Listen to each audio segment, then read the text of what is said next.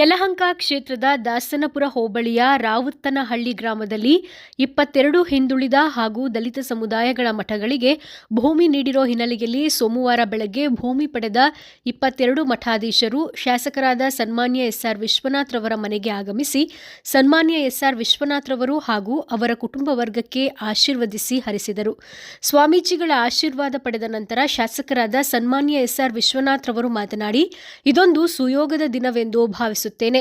ರಾಜ್ಯದ ಹಿಂದುಳಿದ ಹಾಗೂ ದಲಿತ ಸಮುದಾಯಗಳ ಸುಮಾರು 22 ಮಠಾಧೀಶರಿಗೆ ಯಲಹಂಕ ಕ್ಷೇತ್ರದಲ್ಲಿ ಒಂದೇ ಕಡೆಯಲ್ಲಿ ಜಾಗ ನೀಡಿರುವುದು ಸಂತೋಷ ಉಂಟು ಮಾಡಿದ್ದು, ಈ ಎಲ್ಲ ಮಠಾಧೀಶರ ಆಶೀರ್ವಾದ ಹರಕೆ ನಮ್ಮ ಕ್ಷೇತ್ರದ ಮೇಲಿರಲಿ.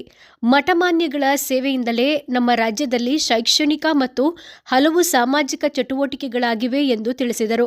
ಇದೇ ವೇಳೆ ಚಿತ್ರದುರ್ಗದ ಮಾದಾರ ಚೆನ್ನಯ್ಯ ಗುರುಪೀಠದ ಶ್ರೀ ಶ್ರೀ ಶ್ರೀ ಮಾದಾರ ಚೆನ್ನಯ್ಯ ಸ್ವಾಮೀಜಿರವರು ಮಾತನಾಡಿ, ಧರ್ಮ ಸಂರಕ್ಷಣೆ, ಸಾಮಾಜಿಕ ಪ್ರಗತಿಗಾಗಿ ಯಲಹಂಕ ಕ್ಷೇತ್ರದಲ್ಲಿ ಒಂದೇ ಕಡೆ ರಾಜ್ಯದ 22 ದಲಿತ ಹಾಗೂ ಹಿಂದುಳಿದ ಮಠಗಳಿಗೆ ಭೂಮಿ ನೀಡಿರುವುದು ರಾಜ್ಯದಲ್ಲಿ ಇದೇ ಪ್ರಥಮ. ಇಂಥದ್ದೊಂದು ಅನುಪಮ ಕೊಡುಗೆ ನೀಡೋ ಮೂಲಕ ಧರ್ಮ ಕಾರ್ಯಕ್ಕೆ ಸಹಕರಿಸಿರೋ ಶಾಸಕ ಎಸ್ಆರ್ ವಿಶ್ವನಾಥ್ ಅವರಿಗೆ ದೇವರು ಒಳ್ಳೆಯ ಆಯಸ್ಸು, ಆರೋಗ್ಯ, ಐಶ್ವರ್ಯ, ಅಧಿಕಾರ ವ್ಯಾಪ್ತಿಯ ಸೌಭಾಗ್ಯವನ್ನ ಕರುಣಿಸಲಿ ಎಂದು ಹಾರೈಸಿದರು. ಭೋವಿ ಗುರುಪೀಠದ ಶ್ರೀ ಶ್ರೀ ಶ್ರೀ ಸಿದ್ದರಾಮೇಶ್ವರ ಸ್ವಾಮೀಜಿರವರು ಮಾತನಾಡಿ, ಈ ಕಾರ್ಯಕ್ಕೆ ಪ್ರೇರಣಾ ಶಕ್ತಿಯಾಗಿ ಗಟ್ಟಿಯಾಗಿ ನಿಂತು ಕ್ಷೇತ್ರದ ಮುಖಂಡರೊಂದಿಗೆ ಚರ್ಚಿಸಿ ಹಿಂದುಳಿದ ದಲಿತ ಸಮುದಾಯಗಳ ಮಠಾಧಿಪತಿಗಳಿಗೆ ನೀಡುವಲ್ಲಿ ಶ್ರಮಿಸಿರೋ ಯಲಹಂಕ ಕ್ಷೇತ್ರದ ಶಾಸಕ ವಿಶ್ವನಾಥ್ ಹಾಗೂ ಅವರ ಕುಟುಂಬಕ್ಕೆ ಆಶೀರ್ವದಿಸಿದ್ದೇವೆ ಎಂದರು. ಇದೇ ವೇಳೆ ಶಾಸಕರಾದ ಸನ್ಮಾನ್ಯ ಎಸ್ಆರ್ ವಿಶ್ವನಾಥ್ ರವರ ಕುಟುಂಬದ ವತಿಯಿಂದ ಎಲ್ಲಾ 22 ಮಠಾಧೀಶರಿಗೆ ಗುರುವಂದನೆ ಸಲ್ಲಿಸಿ ಅಭಿನಂದಿಸಲಾಯಿತು. ಇದೇ ಸಂದರ್ಭದಲ್ಲಿ ಆರ್ಎಸ್ಎಸ್ಎನ್ ಬ್ಯಾಂಕ್ ಅಧ್ಯಕ್ಷರಾದ ಸನ್ಮಾನ್ಯ ಶ್ರೀಮತಿ ಡಾಕ್ಟರ್ ವಾಣಿಶ್ರೀ ವಿಶ್ವನಾಥ್ ರವರು, ಬಿಜೆಪಿ ಯುವ ಮುಖಂಡರು, ವಿಶ್ವವಾಣಿ ಫೌಂಡೇಶನ್ನ ನಿರ್ದೇಶಕರಾದ ಸನ್ಮಾನ್ಯ ಅಲೋಕ್ ವಿಶ್ವನಾಥ್ ರವರು, ಶ್ರೀಮತಿ ಪಲ್ಲವಿ ಅಲೋಕ್ ರವರು ಹಾಗೂ ಬಿಜೆಪಿ ಹಿರಿಯ ಮುಖಂಡರು, ಕಾರ್ಯಕರ್ತರು ಸೇರಿದಂತೆ ವಿವಿಧ ಸಮುದಾಯಗಳ ಮುಖಂಡರು ಉಪಸ್ಥಿತರಿದ್ದರು. ನೈಸ್ ರೋಡ್ ಪಕ್ಕದಲ್ಲಿ ಭಾಳ ಹಿಂದೆಯೇ ಮಠಮಾನ್ಯಗಳಿಗೆ ಜಾಗವನ್ನು ಕೊಟ್ಟಿದ್ದರು ಸಿದ್ದರಾಮಯ್ಯವರು ಮುಖ್ಯಮಂತ್ರಿಗಳಾಗಿದ್ದಾಗೆ. ಆದರೆ ಅಲ್ಲಿ ಅದು ಫಾರೆಸ್ಟ್ ಲ್ಯಾಂಡ್ ಅಂತೇಳಿ ನಮ್ಮ ಎಲ್ಲ ಮಠಾಧೀಶರು ಕೂಡ ನಿರಾಶೆ ಆಯಿತು. ಯಾಕಂದರೆ ಬೆಂಗಳೂರಲ್ಲಿ ಒಂದು ಬಂದಾಗ ಇಲ್ಲೊಂದು ಮಠ ಇಲ್ಲ, ಮತ್ತು ಈ ಭಾಗದ ಮಕ್ಕಳಿಗೆ ಒಂದು ಹಾಸ್ಟೆಲ್ಲೋ ಸ್ಕೂಲೋ ಏನೂ ನಡ್ಸೋಕ್ಕಾಗ್ತಾ ಇಲ್ವಲ್ಲ ನಾವು ಅಂತಕ್ಕಂಥ ಒಂದು ಚಿಂತೆ ಸ್ವಾಮೀಜಿಗಳಲ್ಲಿತ್ತು. ಅದಾದಮೇಲೆ ಕಳೆದ ಒಂದು 2-3 ತಿಂಗಳಿಂದ ಸನ್ಮಾನ್ಯ ಮುಖ್ಯಮಂತ್ರಿಗಳು ನಗರಾಭಿವೃದ್ಧಿ ಸಚಿವರಾದಂಥ ಸುರೇಶ್ ಅವ್ರ ಕಡೆಯಿಂದ ನನಗೆ ಒಂದು ಪ್ರಸ್ತಾವನೆಯನ್ನು ಕಳಿಸಿದ್ರು. ನಿಮ್ಮ ಭಾಗದಲ್ಲಿ ಎಲ್ಲ ಮಠಾಧೀಶರು, ಯಾಕಂದರೆ ಹೈವೇ ತುಮಕೂರು ಅದು ನ್ಯಾಷನಲ್ ಹೈವೇ ಆಗಿರೋದ್ರಿಂದ ಹೋಗಿ ಬರೋದಕ್ಕೆ ಒತ್ತಡ ಆಗ್ತದೆ, ಆ ಭಾಗದಲ್ಲಿ ಒಂದು ಜಾಗವನ್ನು ನೋಡಿ ಅಂಥೇಳಿ.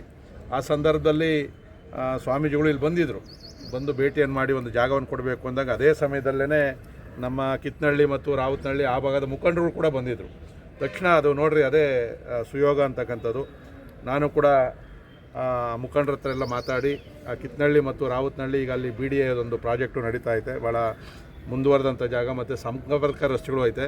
ಈಗ ಮತ್ತೆ 19 ಕೋಟಿ ವೆಚ್ಚದಲ್ಲಿ ತುಮಕೂರು ರೋಡಿಂದ ಈಗೇನು ಮಠಗಳಿಗೆ ಜಾಗ ಕೊಡ್ತಾ ಇದ್ದೀವಿ ಅಲ್ಲಿವರೆಗೂ ರಸ್ತೆ ಕೂಡ ಈಗ ಮಂಜೂರಾಗಿದೆ, ಅದನ್ನು ಕೂಡ ಮಾಡ್ತೀವಿ. ಅದು ಸುಮಾರು 50 ಅಡಿ ರಸ್ತೆ, ಭಾಳ ವಿಶಾಲವಾಗಿ ತಾವು ಬಂದ ಮೇಲೆ ಅದು ಆಗಿರೋದು ಬುದ್ಧಿ. ಅದು ಇನ್ನೊಂದು ಟೆಂಡರ್ ಆಗೋಗಿದೆ, ಇನ್ನೊಂದು ವಾರ ಹದ್ದಿಂದಲೇ ಅದಕ್ಕೆ ಪೂಜೆ ಮಾಡಿ ಶುರು ಮಾಡ್ತೀವಿ. ಸೊ ಈ ಥರ ಭಾಳ ಬೆಲೆ ಬಾಳುವಂಥ ಜಾಗ ಇತ್ತು. ಅಲ್ಲಿ ಕೆಲವರು ಉಳುಮೆಯನ್ನು ಕೂಡ ಮಾಡ್ತಾಯಿದ್ರು ದಲಿತ ಜನಾಂಗದವರು. ಕೊನೆಗೆ ಆ ಮುಖಂಡರ ಜೊತೆಯಲ್ಲಿ ಮಾತಾಡಿ ಅವ್ರು ಹೇಳಿದ್ರು, ನಿಮ್ಗೆ ಈಗಾಗಲೇ ಮಾಡ್ಕೊಬೇಕಾಗಿತ್ತು, ಮಂಜೂರಾತಿ ಆಗದೆ ಇರೋದ್ರಿಂದ ಅದು ನಿಮಗೆ ಸಿಗೋದಿಲ್ಲ.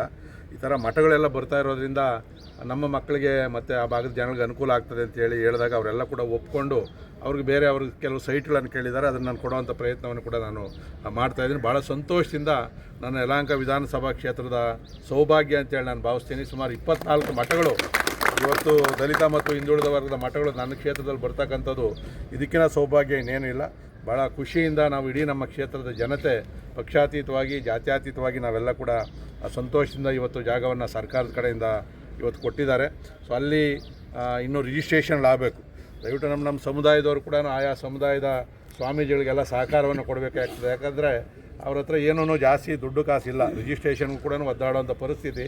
ಸೊ ದಯವಿಟ್ಟು ತಾವು ಕೂಡ ಯಾರಿಗೂ ಭಕ್ತಾದಿಗಳು ಬಂದಿದ್ದೀವಿ, ಆ ಸಮುದಾಯದ ಮಠಗಳ ಸ್ವಾಮೀಜಿಗಳಿಗೆ ಸ್ವಲ್ಪ ಸಹಾಯವನ್ನು ಮಾಡಿ ನೋಂದಣಿ ಆದರೆ ಇನ್ನು ಮಿಕ್ಕಿದಲ್ಲಿ ರಸ್ತೆ ಎಲ್ಲನೂ ಕೂಡ ನಾವು ಮಾಡಿಸ್ತೀವಿ. ಮುಂದೆ ಡೆವಲಪ್ಮೆಂಟು ರೋಡ್ಗಳು ಮಾಡೋದು ಎಲ್ಲ ಪ್ಲ್ಯಾನ್ ಆಗಿದೆ. ಅದ್ರ ಪ್ರಕಾರ ರಸ್ತೆ ಏನು ಮಾಡಬೇಕು ಅವೆಲ್ಲವನ್ನು ಕೂಡ ಸರ್ಕಾರದ ಕಡೆಯಿಂದ ಖಂಡಿತವಾಗಿ ಮಾಡ್ತೀನಿ. ಮತ್ತು ಇಷ್ಟು ಜನ ಸ್ವಾಮೀಜಿಗಳು ಒಂದೇ ಸರಿ ನಮ್ಗೆ ಆಶೀರ್ವಾದ ಮಾಡಿರ್ತಕ್ಕಂಥದ್ದು ಮುಂದೆ ಜನಗಳ ಕೆಲಸವನ್ನು ಮಾಡೋದಕ್ಕೆ. ಯಾಕಂದರೆ ನಮ್ಮ ಕ್ಷೇತ್ರದಲ್ಲಿ ಯಾವುದೂ ಜಾತಿ ಆ ಥರದ್ದೇನಿಲ್ಲ.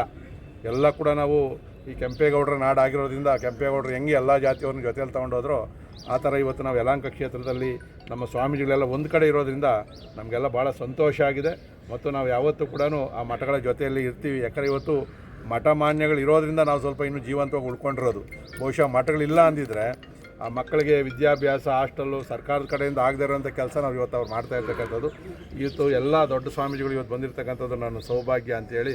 ಮತ್ತು ಎಲ್ಲ ಸ್ವಾಮೀಜಿಗಳ ಆಶೀರ್ವಾದ ಕೂಡ ನಮಗೆ ಲಭಿಸಿದೆ. ನಾನು ಇನ್ನೂ ಕೂಡ ಹೆಚ್ಚಿನ ಶಕ್ತಿಯಿಂದ ಈ ಮಠಗಳ ಏಳಿಗೆಗೆ ನಾನು ಏನು ಮಾಡಬೇಕು ಖಂಡಿತವಾಗಿ ಕೂಡ ನಾನು ಮಾಡ್ತೀನಿ ಅಂತಕ್ಕಂಥ ಮಾತನ್ನು ಹೇಳ್ತೀನಿ. ಅವರ ಆಶೀರ್ವಾದನೇ ನಮಗೆ ಆನೆ ಬಲ. ದಲಿತ ಮಠಾಧೀಶರ ಒಕ್ಕೂಟದ ಮಠಾಧೀಶರ ಒಂದು ಅಪೇಕ್ಷೆ, ಬೆಂಗಳೂರಿನಲ್ಲಿ ನಮಗೆ ಒಂದು ಅಸ್ತಿತ್ವ ಬೇಕಾಗಿತ್ತು. ನಾವು ಬೆಂಗಳೂರಿಗೆ ಬರ್ತಿದ್ವಿ, ಎಲ್ಲ ಒಂದು ಕಡೆ ವಾಸ್ತವ್ಯನ ಹೂಡ್ತಾ ಇದ್ವಿ ಮತ್ತು ಹಾಗೆಯೇ ನಮ್ಮ ಮಠಗಳಿಗೆ ತೆರಳ್ತಾ ಇದ್ವಿ. ಆದರೆ ಅಧಿಕೃತವಾಗಿ ನಮ್ಮೆಲ್ಲರಿಗೂ ಕೂಡ ಸಣ್ಣ ಪುಟ್ಟ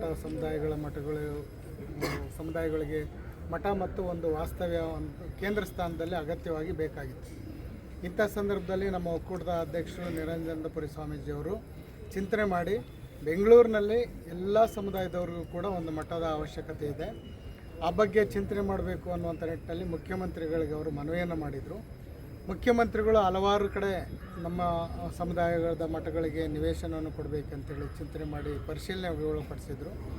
ಈ ಸಂದರ್ಭದಲ್ಲಿ ಮೊದಲು ಮುನ್ನುಡಿಯಾಡಿದಂಥವರು ನಮ್ಮ ಯಲಹಂಕ ಕ್ಷೇತ್ರದ ಶಾಸಕರಾದ ಎಲ್ಲ ಮಠಾಧೀಶರು ನಮ್ಮ ಕ್ಷೇತ್ರಕ್ಕೆ ಬಂದರೆ ಅದು ನಮ್ಮ ಒಂದು ಈ ಭಾಗದ ಎಲ್ಲ ಸದ್ಭಕ್ತರಿಗೆ ಒಳ್ಳೆಯದಾಗುತ್ತೆ ಅನ್ನುವಂಥ ನಿಟ್ಟಿನಲ್ಲಿ ಚಿಂತನೆ ಮಾಡಿ ಏನು ಬಸವ ಕಲ್ಯಾಣದಲ್ಲಿ ಹಲವಾರು ಮಠಗಳು ಅಲ್ಲಿ ಆಧಿಪತ್ಯವನ್ನು ಸ್ಥಾಪಿಸಿದ್ದಾವೆ. ಮಧ್ಯ ಕರ್ನಾಟಕದಲ್ಲಿ ಎಲ್ಲ ಸಮುದಾಯದ ಮಠಮಾನ್ಯಗಳು ಕೂಡ ಚಿತ್ರದುರ್ಗ ದಾವಣಗೆರೆಯಲ್ಲಿ ಇದ್ದಾವೆ. ಅದು ಬಿಟ್ಟರೆ ಯಲಹಂಕ ಕ್ಷೇತ್ರದಲ್ಲಿ ಮಾತ್ರ ಈಗ ಎಲ್ಲ ಸಮುದಾಯದ ಮಠಮಾನ್ಯಗಳು ಸ್ಥಾಪನೆ ಮಾಡ್ತಾರೆ. ಅದಕ್ಕೆ ಹೆಚ್ಚಿನ ಪ್ರೇರಣೆ ಮತ್ತು ಅಭಿಲಾಷೆ ಮತ್ತು ಆಸಕ್ತಿ ಮತ್ತು ಪ್ರೋತ್ಸಾಹ ನಮ್ಮ ವಿಶ್ವನಾಥ್ ಅವರ ಒಂದು ಪ್ರೋತ್ಸಾಹದ ಮೇರೆಗೆ ಮುಖ್ಯಮಂತ್ರಿ ಸಿದ್ದರಾಮಯ್ಯನವರು ಕೂಡ ನಮ್ಮೆಲ್ಲ ಶೋಷಿತ ಸಮುದಾಯದ ಮಠಗಳಿಗೆ ಬೆಂಗಳೂರಿನ ಕೇಂದ್ರ ಸ್ಥಾನದಲ್ಲಿ ಮಠಗಳನ್ನು ಸ್ಥಾಪನೆ ಮಾಡೋದಕ್ಕೆ ಒಂದು ಅನುವನ್ನು ಮಾಡಿಕೊಟ್ಟಿದ್ದಾರೆ. ಹಾಗಾಗಿ ಮುಖ್ಯಮಂತ್ರಿಗಳು ಮತ್ತು ಅವರ ಸಹೋದ್ಯೋಗಿ ಸಂಪುಟದ ಸಚಿವರಿಗೆ ಎಷ್ಟು ಅಭಿನಂದನೆಗಳನ್ನು ಹೇಳ್ತೀವಿ, ಅಷ್ಟೇ ಬೃಹತ್ ಪ್ರಮಾಣದ ಅಭಿನಂದನೆಯನ್ನು ನಮ್ಮ ವಿಶ್ವನಾಥ್ ಅವರಿಗೆ ಎಲ್ಲ ಮಠಾಧೀಶರು ಕೂಡ ಅಭಿನಂದನೆಗಳನ್ನು ಸಲ್ಲಿಸ್ತಿದ್ವಿ. ಮೊದಲನೇ ಬಾರಿ ನಾವೇನು ಮುಖ್ಯಮಂತ್ರಿಗಳ ಮನೆಗೆ ಹೋಗಿಲ್ಲ, ಅದಕ್ಕಿಂತ ಮುಂಚೆನೇ ಆ ವಿಶ್ವನಾಥ್ ಅವ್ರ ಮನೆಗೆ ಬಂದು ಪ್ರಸಾದವನ್ನು ಸ್ವೀಕರಿಸಿ ಅವರ ಒಂದು ಗೌರವವನ್ನು ಸ್ವೀಕರಿಸಿ ಈ ಸಂದರ್ಭದಲ್ಲಿ ನಾವೆಲ್ಲರೂ ಕೂಡ ಪರಮ ಪೂಜ್ಯರು ಒಂದು ತುಂಬು ಹೃದಯದ ಮನಪೂರ್ವಕವಾಗಿ ಅವರಿಗೆ ಶುಭಾಶೀರ್ವಾದವನ್ನು ಕೋರಿ ಅವರ ಸಹಕಾರವನ್ನು ಮತ್ತು ಅವರೆಲ್ಲ ಒಂದು ಅಭಿಮಾನಿ ಬಳಗದವರ ಒಂದು ಪ್ರೋತ್ಸಾಹದಿಂದ ಈ ಭಾಗದಲ್ಲಿ ನಾವು ಮಠವನ್ನು ಸ್ಥಾಪನೆ ಮಾಡೋದಕ್ಕೆ ನಾವು ಮುಂದಾಗಿದ್ದೀವಿ ಅನ್ನುವಂಥ ಹೆಮ್ಮೆಯ ಮಾತನ್ನು ಈ ಸಂದರ್ಭದಲ್ಲಿ ಹೇಳ್ತೀವಿ. ಕರ್ನಾಟಕ ರಾಜ್ಯ ಸರ್ಕಾರ ಮುಖ್ಯಮಂತ್ರಿ ಸಿದ್ದರಾಮಯ್ಯವರ ನೇತೃತ್ವದ ಸರ್ಕಾರ ಹಿಂದುಳಿದ ದಲಿತ ಮಠಾಧಿಪತಿಗಳ ಒಕ್ಕೂಟಕ್ಕೆ ಅರ್ಥಾತ್ 22 ಮಠಮಾನ್ಯಗಳು ಕೆಲವು ಸಂಘ ಸಂಸ್ಥೆಗಳಿಗೆ ಆಶ್ರಯವನ್ನು ಅರ್ಥಾತ್ ಇಲ್ಲಿ ಭೂದಾನವನ್ನು ನೀಡಿರುವಂತಹ ಕಾರ್ಯ ಆಗಿದೆ. ಇದಕ್ಕೆ ಪ್ರೇರಣಾ ಶಕ್ತಿಯಾಗಿ ಕಾರಣೀಭೂತರಾಗಿ ಗಟ್ಟಿಯಾಗಿ ನಿಂತಂಥವರು ಈ ಕ್ಷೇತ್ರದ ಯಲಹಂಕ ಕ್ಷೇತ್ರದ ಶಾಸಕರಾಗಿರುವಂತಹ ವಿಶ್ವನಾಥ್ರವರು. ಸ್ವತಃ ವಿಶ್ವನಾಥ್ರವರು ಎಲ್ಲಿ ಖಾಲಿ ಜಾಗ ಇದೆ, ಎಲ್ಲಿ ಲಿಟಿಗೇಷನ್ ಇಲ್ಲ, ಎಲ್ಲಿ ಸಮಸ್ಯೆಗಳು ಕಡಿಮೆ ಇದ್ದಾವೆ ಮತ್ತು ಆ ಭಾಗದ ಜನಗಳನ್ನು ಕರೆದು ನೋಡಪ್ಪ ಮಠಗಳು ಜಾಗ ಹುಡುಕ್ತಾ ಇದ್ದಾರೆ, ಅವ್ರಿಗೆ ನೀವೆಲ್ಲ ಒಪ್ಪಿಕೊಳ್ಳೋದಾದರೆ ನಾವು ಮುಂದುವರಿಯೋಣ, ಮತ್ತು ಅವರು ಮುಂದುವರೆದಾಗ ತೊಂದರೆ ಕೊಡೋದಾದರೆ ಬೇಡ ಅಂತೇಳಿ ಪೂರ್ವಪರ ಎಲ್ಲ ಆಲೋಚನೆಗಳನ್ನು ಮಾಡಿ ಜನಗಳನ್ನು ವಿಶ್ವಾಸವನ್ನು ಗೆಲ್ಲಿಸಿಕೊಂಡು ಎಲ್ಲಿ ಸಮಸ್ಯೆಗಳು ಕಡಿಮೆ ಇದ್ದಾವೆ ಆ ಭಾಗದಲ್ಲಿ ಎಲ್ಲ ಮಠಗಳಿಗೆ ಇವತ್ತು ಜಮೀನನ್ನು ದಕ್ಕಿಸ್ಕೊಳ್ಳೋಕ್ಕೆ ಸಾಧ್ಯತೆ ಆಗಿರುವಂಥದ್ದು ವಿಶ್ವನಾಥ್ ಅವರ ಕಡೆಯಿಂದ ಆಗಿದೆ. ಕಾರಣೀಭೂತರಾಗಿರುವಂತಹ ವಿಶ್ವನಾಥ್ರವರಿಗೆ ಕೃತಜ್ಞತೆಯನ್ನು ಸಲ್ಲಿಸುವಂಥದ್ದು ಬಹಳ ಮುಖ್ಯ. ಈ ಹಿನ್ನೆಲೆಯಲ್ಲಿ ಒಕ್ಕೂಟದ ಎಲ್ಲ ಪರಮ ಪೂಜ್ಯರು ಇಲ್ಲಿ ಭಾಗವಹಿಸಿ ಅವರ ಆತಿಥ್ಯವನ್ನು ಸ್ವೀಕರಿಸಿ ಅವರಿಗೆ ಧನ್ಯವಾದಗಳನ್ನು ಹೇಳಲಿಕ್ಕೆ ಬಂದಿದ್ದೇವೆ. ಭವಿಷ್ಯದಲ್ಲಿ ಅವರೆಲ್ಲ ರೀತಿಯ ರಾಜಕೀಯದ ಎತ್ತರಕ್ಕೆ ಬೆಳೀಲಿ ಅಂತೇಳಿ ನಾವು ಆಶೀರ್ವಾದವನ್ನು